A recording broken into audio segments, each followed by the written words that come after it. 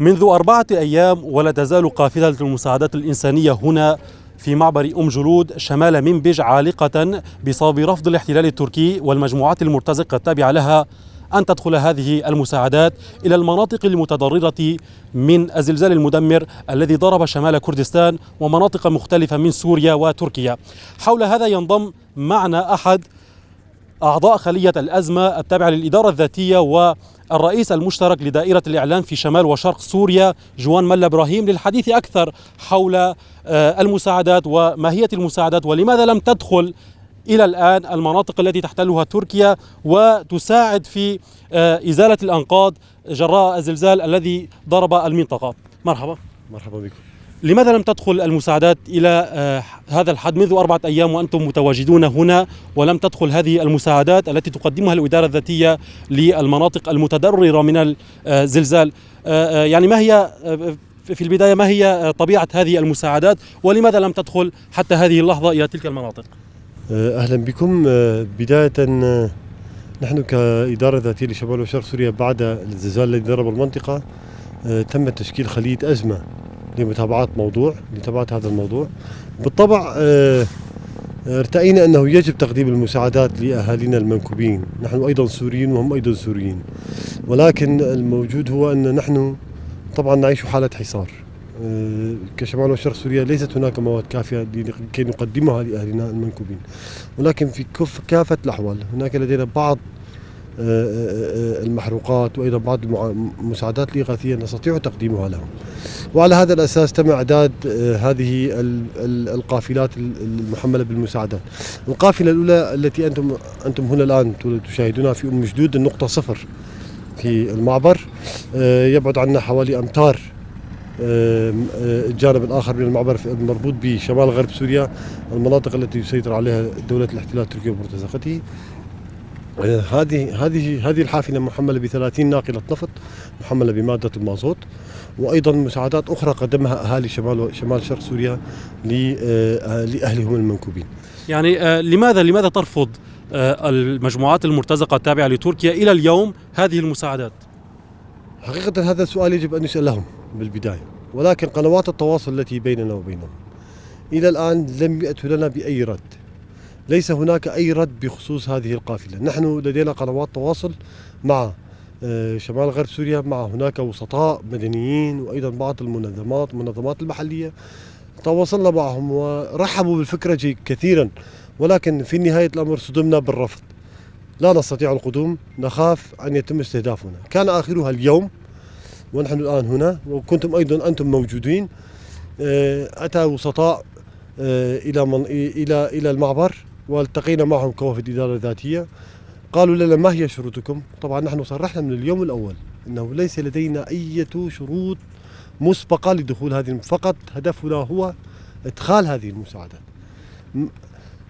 وعلى هذا الأساس أتوا وصوروا، قاموا بتصوير القافلة، وبعد أن قلنا لهم بأننا ليس لدينا أي شروط رحبوا بالفكرة كثيرا وذهبوا.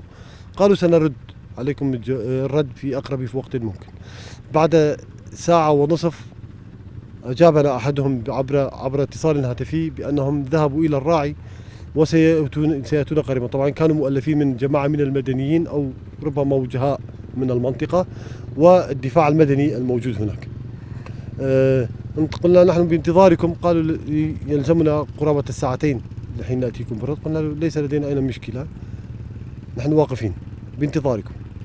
بعد قرابة الساعتين وأنتم كنتم موجودين طبعا في كامل الحدث، باتصال الهاتفي قالوا لا نستطيع المجيء لأننا نخاف أن يتم استهدافنا من قبل المرتزقة. يعني هنالك تهديدات من قبل المرتزقة للجهات التي تحاول إيصال هذه المساعدات إلى داخل المناطق المحتلة والمتضررة. بالطبع هذه المرة الثالثة التي الوسطاء يؤكدون لنا بأنهم يتعرضون للتهديدات في حال قدومهم إلى هنا واستلام هذه المساعدات. طبعا إلى جانب الآخر هنالك مساعدات تحاول الإدارة الذاتية إيصالها إلى مناطق حكومة دمشق.